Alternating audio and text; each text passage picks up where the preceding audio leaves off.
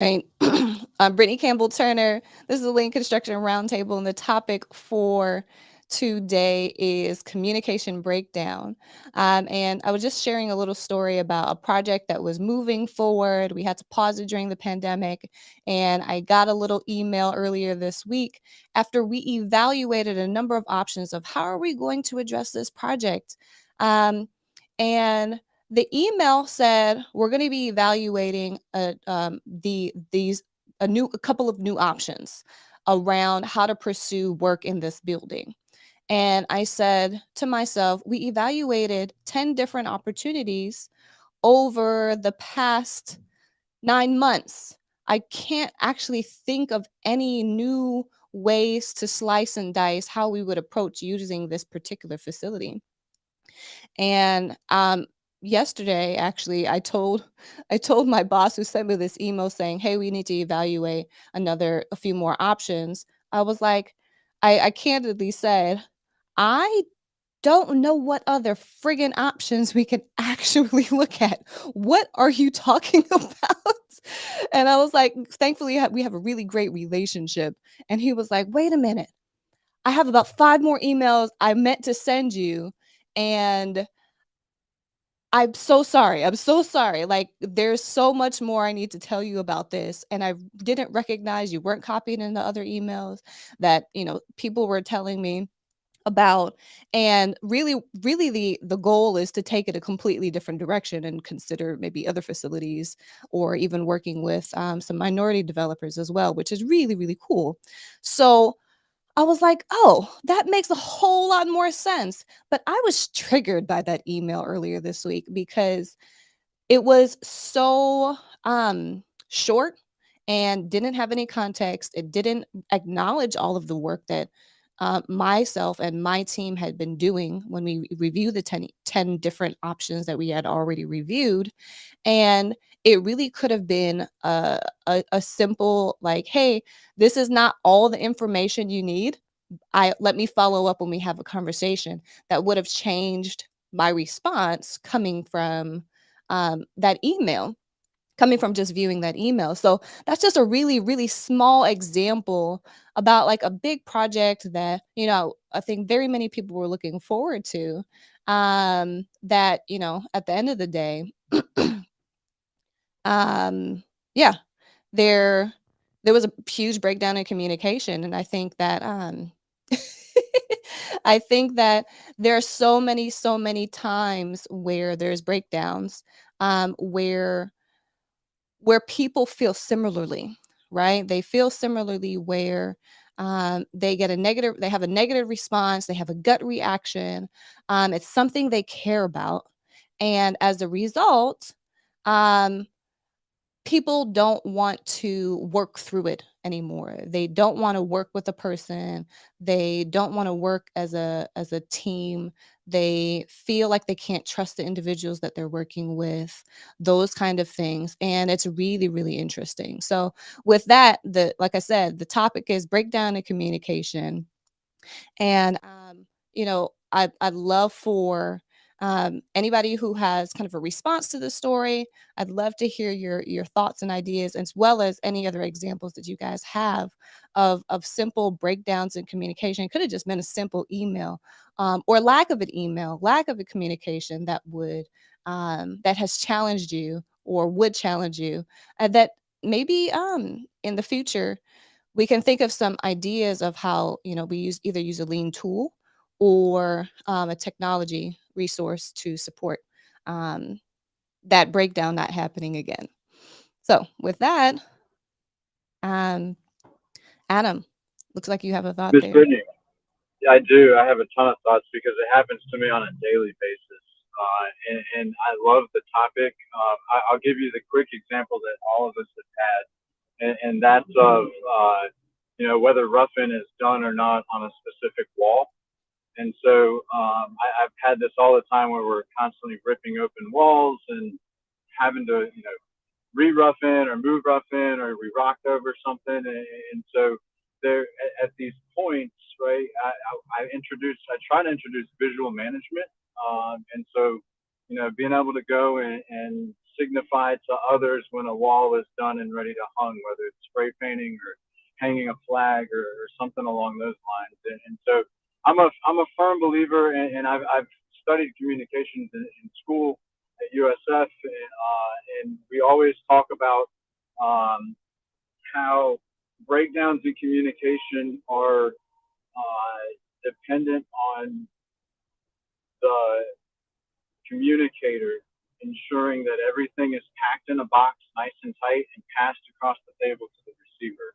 And if the receiver can open that box and understand the full situation, then you truly have communication happening. But if there's one little piece left out, like maybe that wall is or isn't ready, maybe that wall's not framed or ready for, the blocking's not in the right spot, or the conduit's not in it, and so um, you haven't made it clear, right? So it's the communicator's job as having a message to take empathy and understand how this information will be received, but also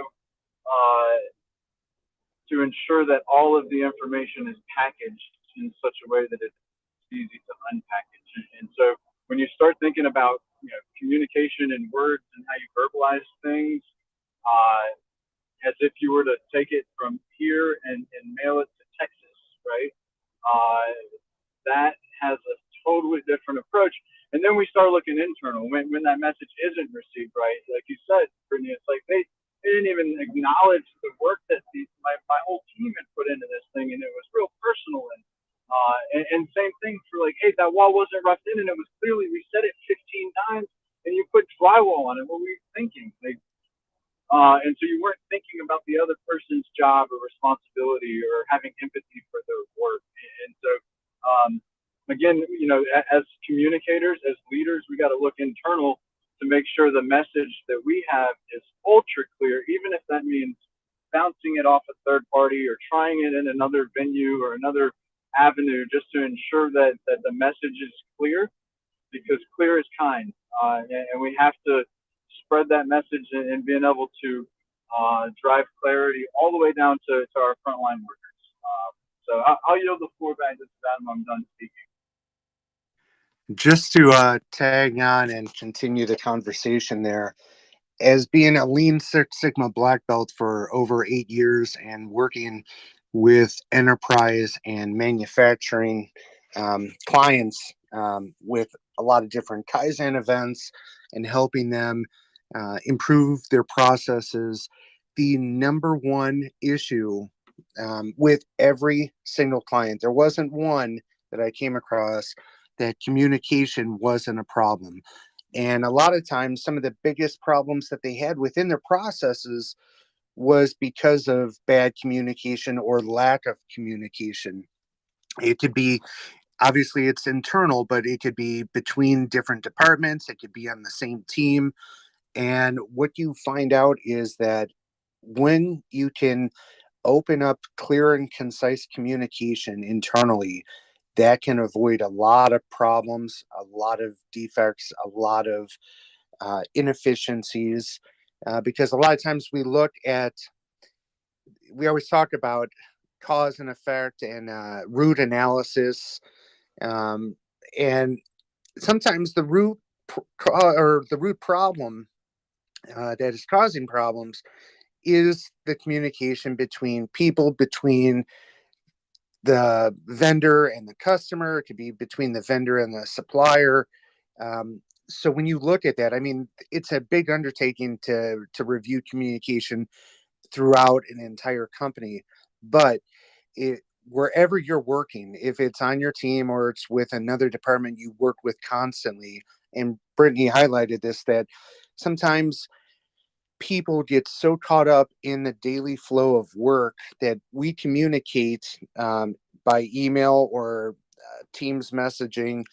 And there's a lot of things that we take for granted as we know and have knowledge of, but the person we're communicating to doesn't have all that knowledge. So the more detail and the more specific you are in your emails and in your messages, the less chance for misconstrued or messages being taken out of context and mishaps happening. So that's just a simple thing that could prevent a lot is add more detail, be concise. Um, Remember, explain stuff that you're trying to say in your message as though the person has no knowledge that you have about what needs to be done or what you're trying to explain has happened. A lot more we'll get into as the conversation goes on, but my name is Anthony and I'm stopping there. Anthony, the only thing I would add to what you said, I loved everything. Like that was perfectly, beautifully packaged. Maybe email or message again the right. Like think about what the message that you're delivering and what is that right mode, right? That's just a tool. And so if it becomes too complicated to make that message clear, then maybe you have the wrong mode or meeting. Totally agree. Sana, looks like you have something to chime in with. Yeah, no, and just with Anthony and Adam, right?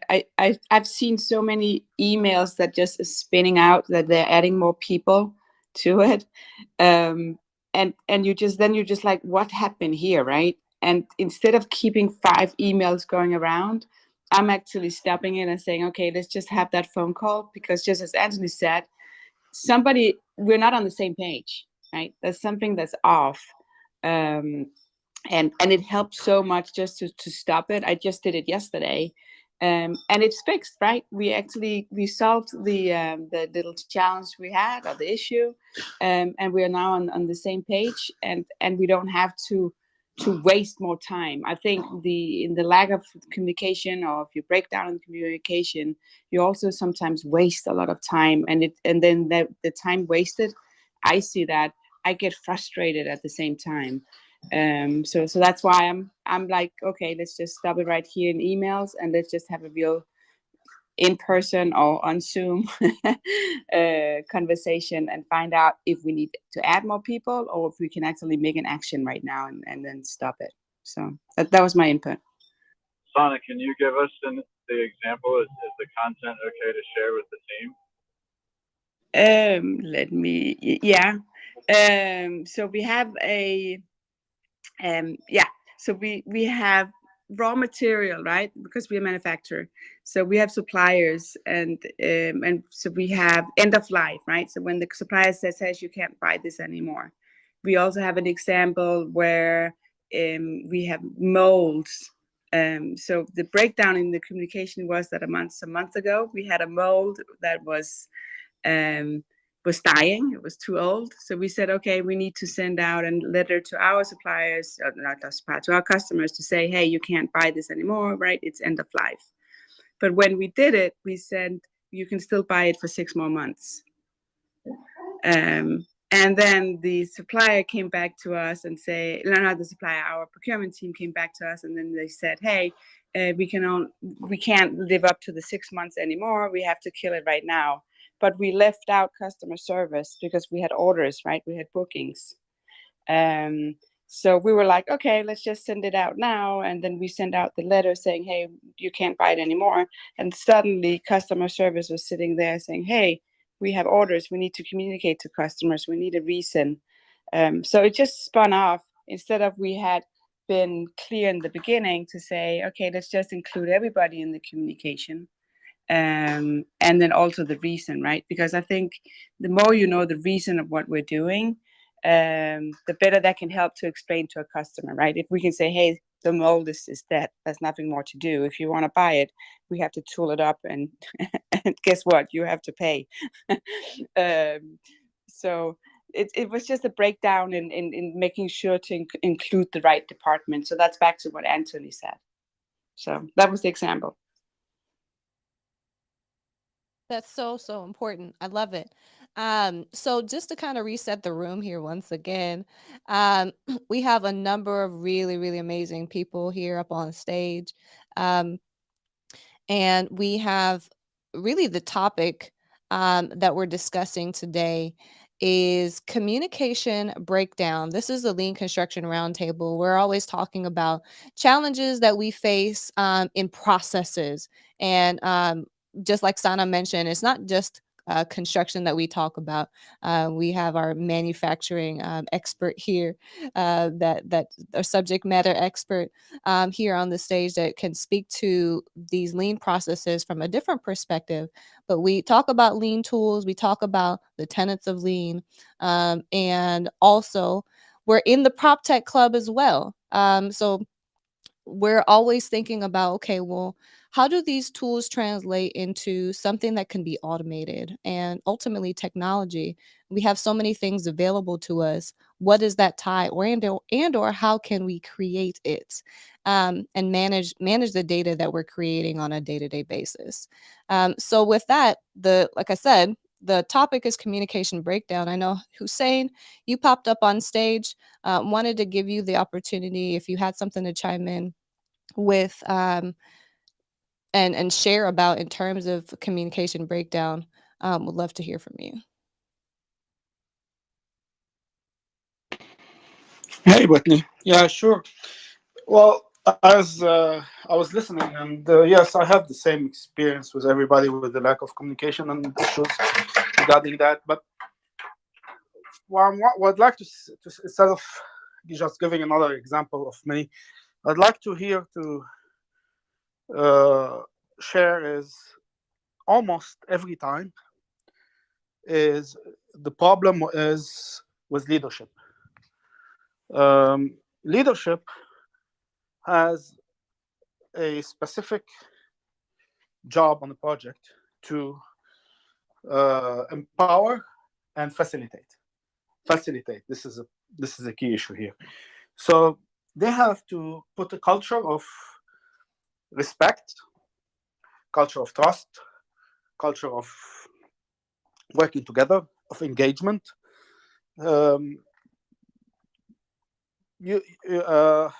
Anthony, what you said is lack of that translate into lack of engagement. Some people, if people are not engaged well, they don't get the message. They don't communicate well. And this is the job of the leadership to make sure everybody is engaged and they are engaged on a project. Everybody should be engaged. Everyone.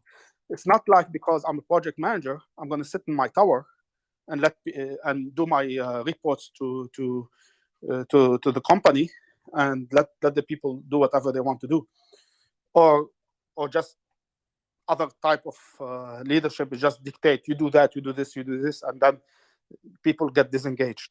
So this is a critical part, and we don't say it enough.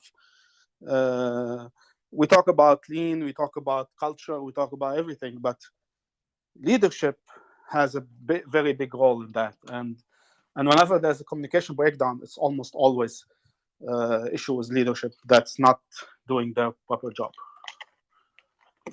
This is Hussein. I'm done talking. Ah, man, you're hitting on something real heavy there, Hussein. I love it. Adam, looks like you had something you want to chime in with. Yeah, I've got 9 million things I want to say right now, but Hussein, have you heard of Yerkes and Dobson law?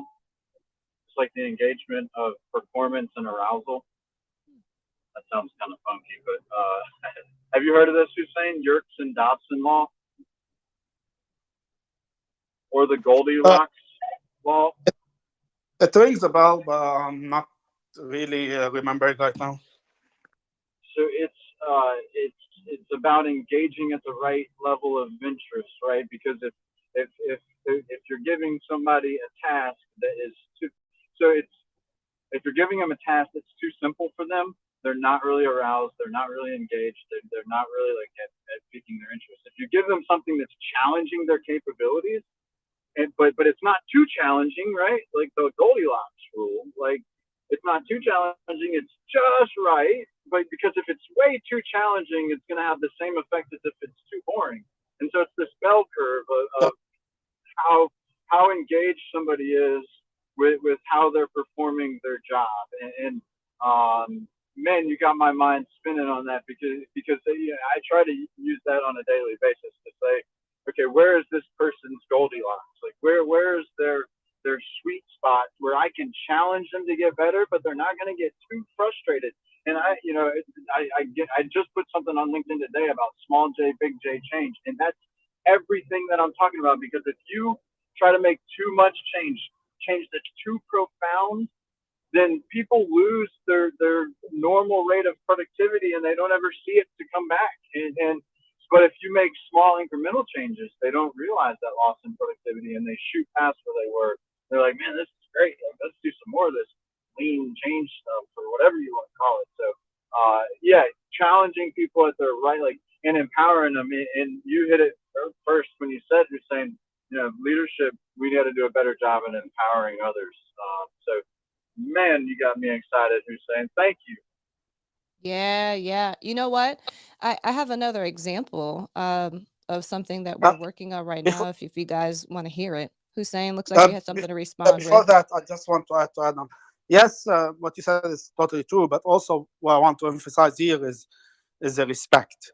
Also, the respect, the empathy. Uh, the most important is engage the leadership engagement, the leadership respect of everyone, and I say everyone, not single out the black sheep, and because that black sheep has a role, and if we single out that black sheep, we're going to have a problem with communication with that entity. So that's it's like the Godfather role.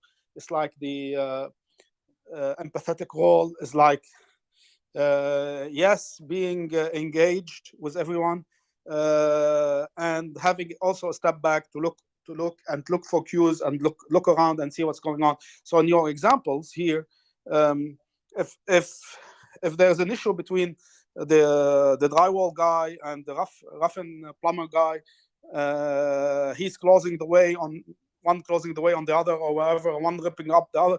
That's where leadership has to interfere in and sort out the issue and make sure the communication is happening. Don't even let it happen once. Make sure that everybody is coordinating well, and look for cues if there is coordination going on or not. I mean, yes, empower people to work together, to coordinate together. Yes, don't tell people what to do, but be on the lookout. So there's a fine line here between these two things.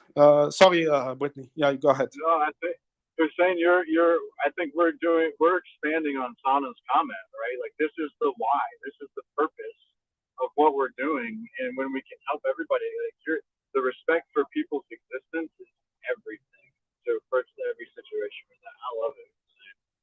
Yeah, Sorry, well, Brittany, I want to hear that example, Gal. yeah, yeah. And you know what? For those who do not know, respect for people is the first tenet of lean. Um, particularly found, you can find that at leanconstruction.org. I think as people evaluate what lean really means and understand what the first kind of foundational element of lean, what that really is, and it's respect for people. Man, it changes, it flips things on its head, I believe. Because when I recognized that, I said, wait a minute, hold on. It's not about improving processes. It's not about continuous improvement, Kaizen, all that stuff. Like, that's not the first and most important thing. It's respect for people. That really changes the whole entire dynamic of how you even go about responding to challenges. So I'll dig into my example. And I know, Alistair, you just came up on stage, and we'll want to hear from you in just a second. It's a quick example. But there's something that's really interesting, that kind of circling back around to as of late, called change management.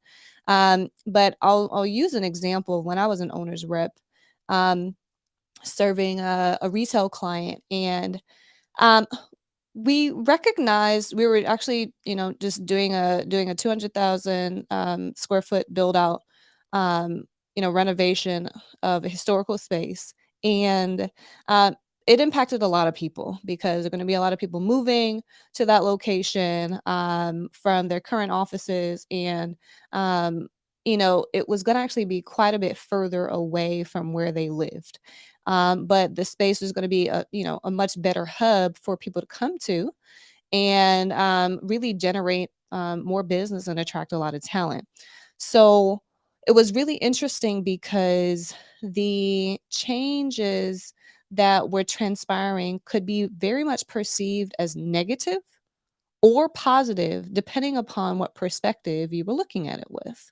And I love Hussein's point, and this is the reason why I the story came to mind, is because there was a lot of convincing that we had to um, really do for leadership to make decisions about this so that they could see the benefits of the perspective. And to his point, to everybody's point about empathy, it's about understanding their perspectives clearly. And what we couldn't do is walk in there and say, we have to make decisions about acoustical design elements because right now they're long lead. And if we don't make those decisions, guess what? We're going to be having long-term problems that if we don't install that before we do XYZ, we're gonna be in some big problems. That is not how we needed to communicate that to leadership in order for them to understand what the decisions were that needed to be made. And that was actually one really interesting example. We had to make one of acoustic decisions really early because it was going to determine how we were going to treat the ceiling. Um, what kind of, are we going to do spray foam? Is it going to be colored? Are we going to do sound batting or not? Like that we would have had to do really, really early on in the project. But what we didn't do is we didn't ask anything about physical design elements. We asked them about what experiences did you want to have in the space. We asked some really, really basic, simplistic questions. And would it be challenging if you had an environment where there was kind of background noise, more like a cafe buzz environment? So I'll say all of that to say is we had to change the communication for the CTO and the COO at the time, who was our leadership that we were reporting to as the owner, and tell them from a perspective that would be relevant to them.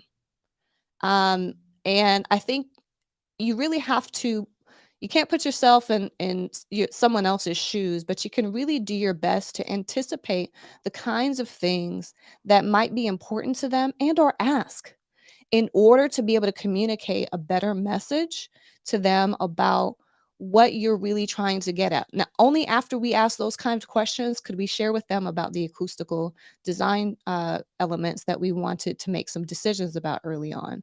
And then only after we had that conversation, whilst managing up, and from that leadership perspective, then could we disseminate really, really good and clear direction back to the team about what to do next, and why, and be clear about that messaging of why. So that's my example. Hopefully that was an interesting one for you guys. Alistair, you've come up on the stage. Would love to hear from you. Yes, ma'am. I have too many examples of communication breakdown in my head right now. I think we all probably do. We have too many times where it just doesn't work out. Something's going wrong. And I think what Adam was saying before, what you were saying, and Husan, leadership. I mean, I am full on with leadership. It's a trickle down effect. It affects everything under where it starts from. And we have to kind of look at where our communication breaks down. Why do people stop communicating, or why don't they communicate in the first place? Normally, I would say because first they may not have been trained to communicate. They may not know how to communicate. I apologize about my sound. Yeah, right. They may not know how to communicate. They may not have been mentored to communicate. Two, they may be unsure, the uncertainty. They may not be sure what's going on in your project. So there's a lack of when they don't understand, they're afraid to communicate. Okay, they don't want to speak up because they don't want to be seen as, I don't know what I'm doing. So that's another point of communicating. What Adam was saying with empathy. Sometimes, and it all comes down from leadership, right? It all comes down from how a company's structured. Do they want to communicate? Is someone, if they don't know something, is someone higher than them going to say, it's okay, let me walk you through this for 5 minutes, right? So now you know how to communicate. I have students where I gave them a project recently, and I say, reach out to me, give me all the email addresses for everyone in your project. And one student puts all the other people's email addresses in the email, but doesn't CC them to the email. And I had to correct them. I said, this is a project. Stay on this. And I'm explaining to them there's times to take people off and put people on a project. They didn't understand. So they're at the point where they don't know how to communicate yet on a project or as a team. Okay, so they're in the way of learning right now. But a lot of times when we don't communicate properly, it's because we're unsure of what's going on. We don't know the answer. You always see when people, when they communicate, they get back to you right away, right? It's because they know. They normally know what's going on and they're in tune, right? So then they'll answer right away. If they don't have that, the leadership role kind of has to structure it as, I will help you along this path until you get it down 100%, and then you can take it over, right? The engagement part that Adam was speaking about, when someone's not engaged and the work is too easy, that is also an issue. It's also an issue. And that I would hope that the person just gets it off their desk, gets it off their table easily, gets it out of the way. I get it done. It's over. It's off my plate. And I move on to the next item that I have for today. Okay. But I think when thinking about communication, running projects, we have to look at the whys behind and then be empathetic and then help people out with the whys. Maybe coach them to communicate if they've never learned how. Maybe teach them something that they didn't know, they didn't understand. Encourage them to, as I encourage students and everyone on jobs, to communicate. Don't be the person in the room at the meeting that doesn't ask. If you have pipes running through a wall and you think that they're going to break that wall down, don't be the person that sits there and says, they're going to break it down, they're not going to build it up. And no, they did build a wall up, and now you can't get your pipes through there, right? So, and this affects you from today, where you could have raised your hand in the meeting, but you didn't want to look like a fool in front of 20 people. It affects you 4 months later, now you're losing money. And now the project is losing money, because on a project, we're supposed to be a team, whichever role you're playing on that project. And that's how I approach projects myself, right? I'm a team. I'll let a plumber use my ladder. I'll speak with the plumber. It says blatantly on our plans, we have to coordinate, right? But it's the leadership role, like Hassan was saying, that someone has to be enforcing these things. But that leader has to be a high communicator. It's constantly going back and forth, kind of leading by example, in my opinion. So when I think about these things, I think about the pitfalls and why people are scared to communicate and what's hindering our projects. And I really think about either they don't know, they haven't been trained how to communicate yet, they're not really sure about their job, the uncertainty, and then the engagement. If it's too easy, which I wish I could take that one out and say it didn't exist, but it does. But it does exist. And it's the leadership and empathy roles. A leader has to be a leader and have empathy. And that company needs to be structured. Also, if a company's overloaded with work, you're going to have a problem with communication, because they're all over the place. They have so much work going on that they're losing track of what's going on with your project, your job, whatever it is. I think I could stop there. Yeah, thank you.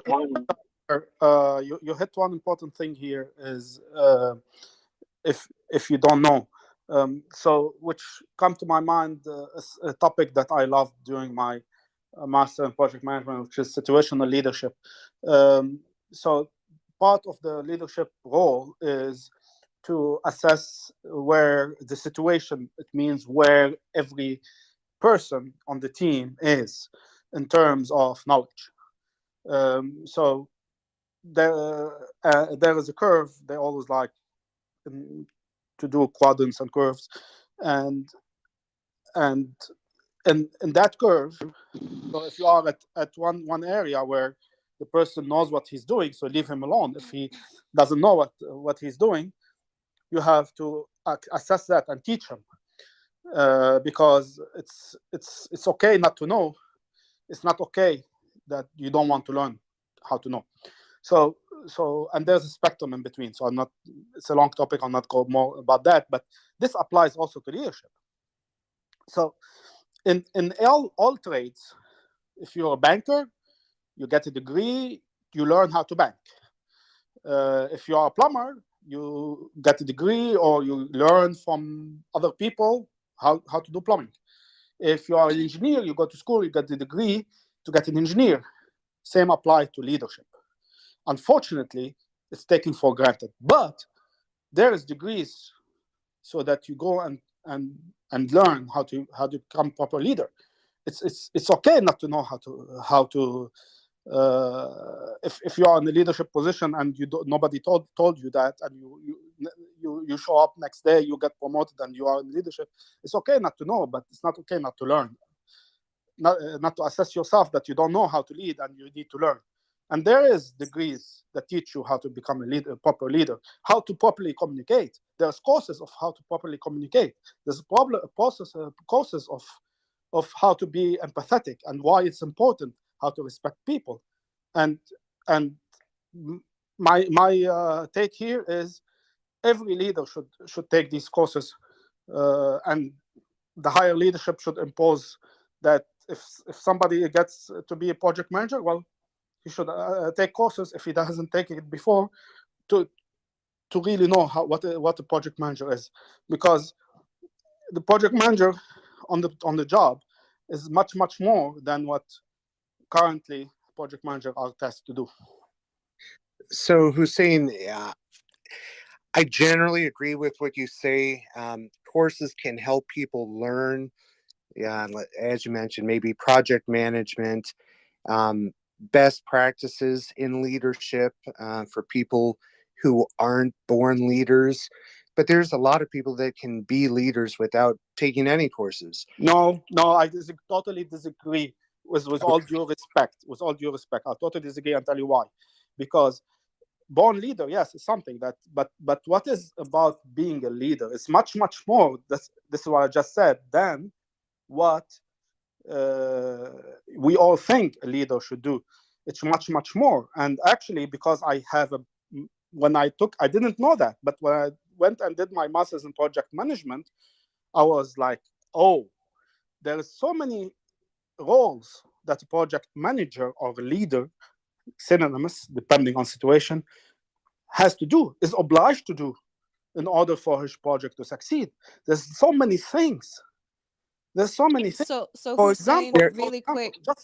I'll stop, but just one example. We talk about communication here. Mm-hmm. Proper project communication plan. You have to do it if you're a project manager on a project. And that entails finding out all the stakeholders and how to communicate with each one and what is the preferred mode of communication of everyone. So if you are just the project manager, come here and you don't know about that because you never read it anywhere, and you're trying to scramble based on your born leadership how to communicate, doesn't work. While I agree with you, Hussein, I do want to give Anthony the respect to share what his full thought was. Yeah, I'm sorry, but because it was, I'm sorry, totally no problem. So Anthony, please finish your thought. Sorry. Oh, it's okay. Good debate is always welcomed. So the big elephant in the room that we've ignored as a society for decades has been the lack of knowledge of how to communicate that should actually be taught in schools, in elementary and junior high. When you look at not only business in your career, the lack of communication skills people have, it also plays a big part in our relationships, our personal relationships. And when you can't communicate or you're afraid to communicate and there's a breakdown in communication, we all know how that ends up. In business and in personal life, does not end well. So to be a good communicator, you also have to be a good listener. When you listen and hear what a person is saying, you can then formulate a response to communicate an answer or provide feedback or to provide information to that person. I was in upper management at an early age back in 2002, and I was a regional operations manager and had as many as 58 employees underneath me. And the one thing that benefited me the most was just having the ability to understand who I was talking to and who I was communicating with, because you have a variety of different people out there. So it could be, you could break it down in many ways. It could be based on age. It could be based on gender. It could be based on if they're an extrovert or an introvert. We've all heard about tests that leadership and executive teams use on employees, like the Myers-Briggs type indicator test, that will give more information on how an employee perceives information and what they're good at or how they'll perform better. So understanding all these really helps you become a better communicator. And yes, having empathy does help when you're a leader, to be empathetic of people and their roles and what they deal with on a daily basis. But also, still, as a leader, you still have to make a lot of tough decisions and understand and being able to communicate why you have to make those decisions, irrespectful of what maybe other people are saying. So, as I was saying earlier, courses do help people understand what jobs and, let's say, leadership entails. But if you, everybody's not cut out to be a leader, no matter how many courses you take. So I would just warn that even if you're in leadership, if you want help, there are courses that can help you be better than where you're at. So there's always room for improvement in any job, in any career, in your own personal relationships. And I've always been a proponent of learning something new every day. But that probably changed for me, probably, I would say back in 2015, to where learning something new every day wasn't enough. Right now, I'd probably say it's at least learning 5 new things a day. Because if I'm not learning and I'm working with future technologies and the latest and breaking technology in the world today, for me to keep up, I have to constantly continue to learn. And that's one of the fundamentals of Lean Six Sigma, is continuous improvement, continuing to try to improve. You'll never be perfect, but as long as you continue improvement, um, I always applaud and achieve and try to achieve that. And empowering your workforce and supporting them, you'll get more benefit back when you stand behind your employees and use positive criticism to reinforce learning and education. And when you empower your workforce, they're going to want to work for you. And I've never wanted to be called a leader, and never went around saying I'm a leader. But when hundreds of people have told other people what I've done to help them out, that's how it shows. And leaders don't care about titles. They don't care about accolades. Those are nice, and those come after the hard work is put in. But communication at the core of it is going to be beneficial across the board in your life. The better you can communicate and the better you can have your teams communicate, the better things will be in the end. I'm Anthony. I'm stopping there. Really, Um, really quick, Hussein. I yes, just want quick. to I want to acknowledge Melissa on the stage. She did Yeah. raise her hand. Melissa, what would you like to share? Oh no, I don't have anything to share. I got invited, so I'm just kind of hanging out up here, ready to chime in whenever. Okay, great. Thank you so much for joining, Hussein. Feel free to Yeah. go ahead. Yeah, I'm just gonna answer quickly. Yeah, I appreciate that, Anthony. I love that what you say about continuous improvement, continuous learning, and I'm a proponent of that. I can't stop learning myself, and this is also what we are here in Lean doing. I mean, we're learning new things, and we are reading the books about Lean, and we are yes, absolutely. But what the point I wanted to share here is, in particular, I mean, leadership, yes, is very broad, but I'm going to put here in particular project manager, whether project manager is from the owner side or GC side. A project manager is a very important role, is a very pivotal role. And we don't give that enough credit because we don't get it as a career point, as a degree issue like we do for an engineer. You don't want to put a structural engineer which hasn't gone through 4 or 5 years of university, got a degree, do you, in designing the structure of the building? So why do we put project managers who don't know anything about project management, or know little bits and pieces from what they saw around them? Why do we do that? And it's a very important, pivotal role for the success of the project, whereas there's lots of degrees in project management. And that's my point. I mean, and it teach you, and one thing they teach you when you take courses or degrees in project management is the project manager takes the relevancy in what we're discussing here is project manager role is 90% communicating, and they lay out the all what you need to do to properly communicate, like you just said, Anthony.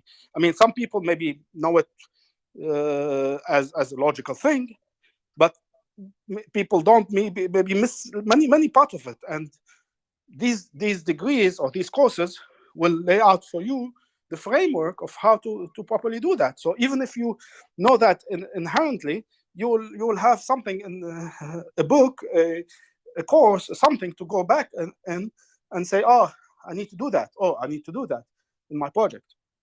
And that's my point here. And this is very important. And when I said that lots of issues come from leadership, is from leadership lack of knowledge, that this is what part of their job is to do this. So this is my take. Thank you. I love your passion around this subject, Hussein. And I love that it's come from experience of you going through education. For myself, having been in project management and not gone through formal quote unquote education to get a specific degree, but have been supported on the job to learn a lot of what you're describing from really, really great project managers. I feel as though there is on the job training that you can get in a lot of cases. It may not have the full comprehensive view that you're describing. I do think that there are opportunities for individuals to learn project management skills on the jobs by using those tools, being able to ask questions on how best to use them, how best to communicate, just like you said with the communication plan, project charters. Understand what are these elements that help to support a full view of what project management is. And well, thankfully, or not, I'm not doing project management anymore. I'm managing people, which at this point is the same thing. It's more about communication, if anything else, and it's about being a really great leader. And what I have endeavored to do is to learn. And Marcus will tell you, one of the things that I have endeavored to do in my personal life is learn different ways to be more and more and more effective with communication, because there is a huge um there's a huge impact that you can make when you communicate well. And that's why the topic is the discussion that it is today, communication breakdown. It is such a common thing that takes place. Um, and it is the root. Amarali was in the room a little bit earlier, but it is the root of the majority of the problems, if not all of the problems that we encounter at any stage of a project. It is a breakdown of communication. So yeah, I think your points are solid and valid. But everyone, I love what Anthony said. Communication should be taught in school at young ages, so that it becomes a foundational step in how you should operate in life. I think there's a number of things missing in education, but that's one of them that's included for sure. So, Brittanie, Yeah. if I could interject again, so I don't fully agree with education of being a requirement. There's experiential learning that certainly can supplement education. I've never looked at my education, Hussein, as an advantage, but I'm starting, after hearing your passion and energy, I'm starting to look at that. I have a degree in public and cultural communications, not an engineering degree, so I have a little bit of a different approach to the construction industry than most. And so I hear, I'd almost like to try and summarize everything up in one sentence of like leadership's got to drive clarity around the why and purpose out of respect for people's existence. Like we've got to respect people so much that we want to make it so easy for them to do what is required of them. We want to make it like interesting and challenging and fun and enjoyable, and like create these environments around process that are just addictive almost. I hate to use that term, but we want people to want to be there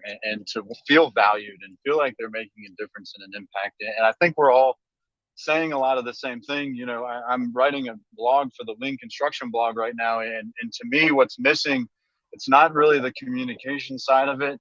Again, from schools, and I don't want to steer the conversation too far. And I got a quick off the record personal example for you too. But it's thinking, right? It's like there's an article out there called the Thinking Production System, and it's by Art Smalley and Michael Ballet and like a bunch of other really smart people. And the concept is like, not TPS is not Toyota Production System. TPS is Thinking Production System, because that's the root. That's like the reason it works is because people think and they're encouraged to express their opinions, and their opinions matter. And when we can do that and allow people to think and empower and innovate, then really, really amazing things come to the surface. And so to me, it's, and it is missing. Like we're taught the opposite as we grow up through school. It's like, we don't want you to think. We just want you to know these things to which we're going to test you next week. Like think of the spell. Like my kids do spelling tests every week. And I'm like, man, that's memorization. Like that does you zero good.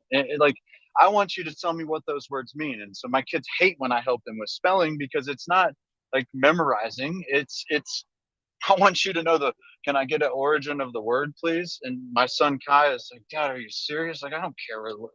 But yeah, it's important. And so quick example for you, a breakdown of communication, right?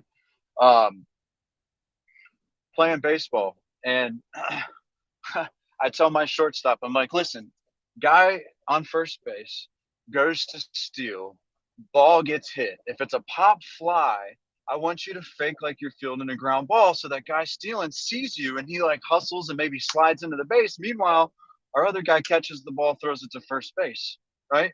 So we have this plan we've been working on it. Game time comes, guy on first base, he gets ready to steal. He's going, it's perfect situation, pop fly right to my shortstop. What does my shortstop do? He acts like he's fielding a ground ball. Meanwhile, the pop fly drops and lands right in front of him. I, as the leader, forgot to tell him, if the pop fly comes to you, catch the ball. Don't fake the ground ball. So a little bit of an embarrassing, vulnerable story there, but it breakdown of communication at its best. That's a fun example. Thanks for sharing that, Adam. Sana, looks like you're coming up here. Just wanted to let you guys know, I'd love to wrap up the room here in the next maybe 10-15 minutes, but love to hear from you, Sana. Just a quick one, and I'm sure you also got this kind of emails where it's lack of knowing who to email it to. So you get the email saying, "Hey everyone," and then they give either the challenge, the status, or the issue. And then the reaction often is that because it says, "Hey everyone," nobody actually reacts or do anything. And this is lack of asking of that person that writes it, right? To say, "Hey, you should have addressed it to either this person," or saying, "This is the team who needs to take action." It's the lack of being honest to say, "Hey, I actually don't know who it should go to that needs to take an action," right? So it's the lack of saying, "Hey, I don't know," but if I just say, "Hey, everyone," I flag that something's wrong. So that's the emails where I go in as well, and not educate, but making sure to say, "Hey, next time, be sure to address it to the right person." And in this example, it should have been this person. But I'm sure you all got this kind of emails. That was it. That is so good, Sana. I literally had I had a conversation with one of my team members specifically about doing that, probably about a couple months ago. And I said, hey, look, whoever you want the actions to be done by as a follow-up to the email, even if you don't know who it is, call at least one person out and ask them, are you the right person? If not, who might it be? Or send them a separate message and follow up after that, hey, everyone email, and say, I think you're the right person. If you're not, like, just have that, validate your assumptions, or ask the question if you have none. Yeah, Yeah, that's because such a good it example. moves the ball, right? Otherwise, it just stands still right there. So yeah, glad to hear other have the same kind of emails. Yeah, that, I mean, my mentors in project management on the job training, that's one of the key, like, I will tell you, people come to me for advice on how to write emails, because email communication, just because we're in the work world that we are, is so important, um, in getting the message across, addressing the right people, setting the expectation of what you want people to do, making sure that it's succinct and direct, and not giving too much information so that people don't read it, but also telling them what you want and asking for it really, really clearly so that there is a really easy way to respond as a result. Man, I tell you, the people who come to me regularly for advice on emails. So, Aziz, welcome to the stage. What did you have to share? Hi guys, hi Brittany, Marcos, Adam, everyone on stage. Nice to see you again and hear your amazing topics. Um, Always interested in seeing agile and lean applications in construction. I've seen its applications in design of construction industry, but I'm thinking about something actually. Do you think, guys, in future we can see some kind of convertible homes and buildings where we can, for example, change the dimensions? In other words, like change the length and width of rooms, like the size of the rooms, uh, using convertible walls or walls that's able to be moved, or I don't know what to call them. Do you do you see? Do you think this can be a trend in future? Yeah, I can speak to interiors, because that's a lot of what I build out on a regular basis, or my teams build out. Um, and I don't know if that's what you're referencing. But in terms of interiors, we are always thinking about how to design and flexible solutions. And there's a lot of products out there. They're typically through like, they typically, when you look for these kind of products or solutions, you'll go through like furniture companies, oddly enough. But thankfully, there's a division in the CSI format now that, sorry, master format, that actually categorizes these kind of wall systems. But to give you just a couple of product names, Via Walls by Steelcase. There is Dirt, DIRTT. They're another product, and they dabble in the exterior space as well. And then Falk Built, FALKBUILT. They all kind of uh, dabble in the flexible, I don't want to call it partition, but flexible wall space, where they know that your purpose of how you're going to use the space, or the intent of using the space, may change over time, or you have intentions for it to change over time.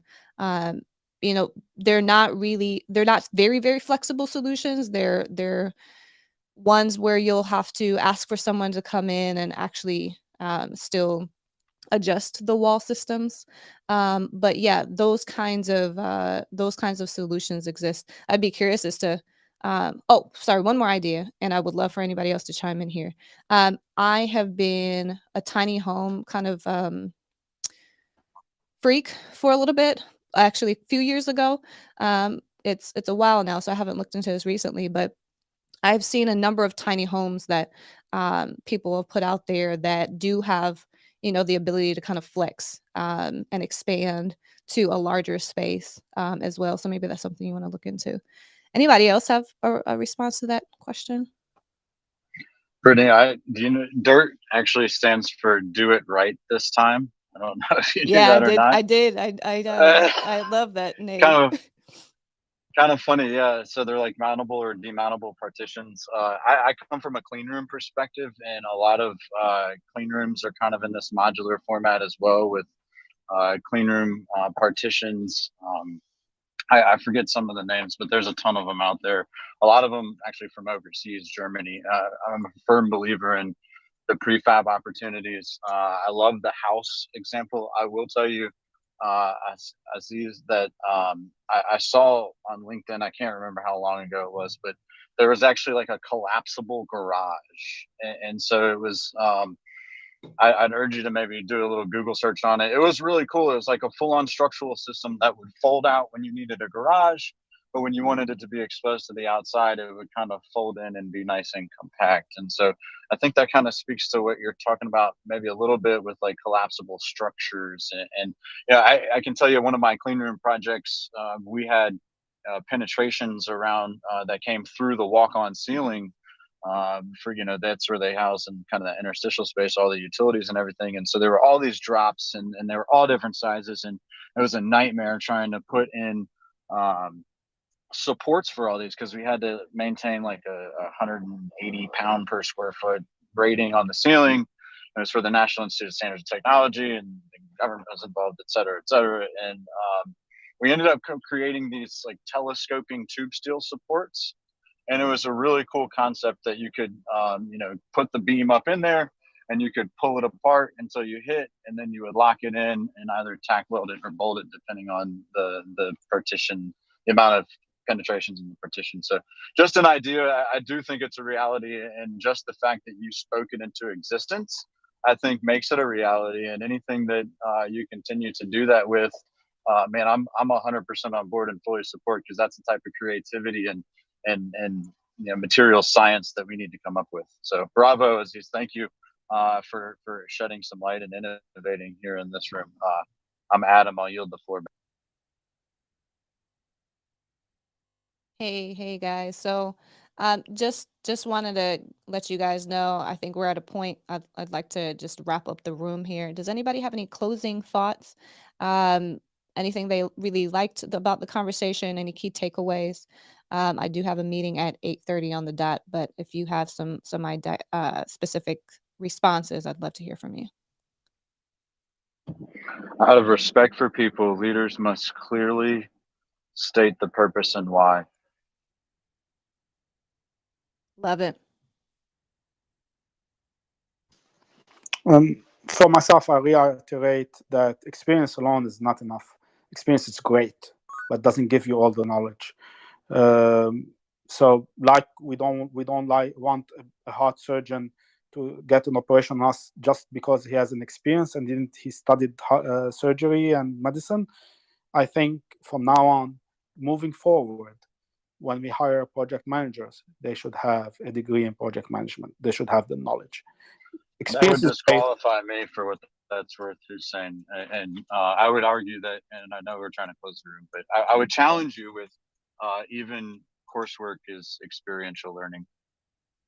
Well, no, I disagree, Adam, totally, because project management has lots of information, knowledge inside it, that more than what we just talk about, we brush the surface of it. You need really to go to see what getting taught right now in project management, to know that our current project managers, I'm talking about only construction, don't even brush the surface of the knowledge of project management. So I'll say this. Let's agree to disagree, but also be open enough to investigate what Hussein is talking about, because maybe Adam, there's something there. Because Adam, you are a great person in reading books and getting the knowledge. So yep. I don't know why you're resisting the fact that the project manager should read the books. I need to ask a question. I need to ask a question, everybody. In terms of having a degree, and I'm sure that a lot of us here have degrees. If we say someone with 20, 25 years experience that doesn't have a degree, that has maybe their PMI or a PMP, or they've been to this training and they're readers, and they are readers, and they're educating themselves all the time, and they have all this experience in the field, and they're great leaders. Are we going to take them out of the running for a position No, because they don't have this a is not what I'm degree? saying. Well, This is not what I'm and I saying. You apologize took because the I started exception. this, but This Hussein, is so just I'm open. let me answer Hussein. that. Let me answer that. And I'll let you. Let me just answer that quickly, very, very quickly. No, we don't take them out of the equation. Look, I'm not saying that. I'm saying you got an exception of a great one who got the knowledge by himself. But how many are currently that have read one book in that subject matter? Oh, I don't know any. I agree with you. So I agree. in an effort, so hold on. So in an effort to get the wrap this knowledge. conversation I'm up, saying Hussein, it's our I'm saying get the definition knowledge. of Hussein. It's Yeah. our definition of course, like coursework. If you're counting like some of the stuff that like 25 years, then yes. And so in an effort to keep Brittanie on her path to make that meeting successfully, I agree with what you're saying, Hussein, and I'm always open-minded to know that I'm wrong in 20% capacity all the time anyway. So let's define coursework better maybe in the next dialogue, and I'd love to continue that conversation because that strikes me deep, like Alistair, kind of, I take a little bit of offense, but if you're defining, taking it on yourself to learn some of this stuff, then I'm all for it. So I'd love to dive in deeper with you on that, Hussein. We can have that on different time. Yeah, exactly. That's what Sana just suggested. Sounds like we have our next topic. What does education look like in terms of really improving your skill sets for communication or leadership? So yeah, that's a good one. Okay. Ooh, I'm gonna put a link. Keep bringing that same energy. Please. All right. Other closing thoughts. I'll take one more. Michelle, you did come up to stage, so I do want to acknowledge you. Yeah, thank you so much for this this lovely room, and I'm really enjoyed this discussion. It's so lovely, and I'm so happy and so glad to be among you. Just one more thing, I'm kind of agree with Mr. Hussein for a little bit with this degree, or I prefer to call it knowledge instead of degree. Beside the leadership skills, I think leadership by itself is not enough to create a successful project manager, and the knowledge or the degree is not enough as well. So I believe that the leadership is just like the tires for the car, and the knowledge is the car itself. So they both should go side by side to ensure that this person, he or she, will guide and run this project to the succeed.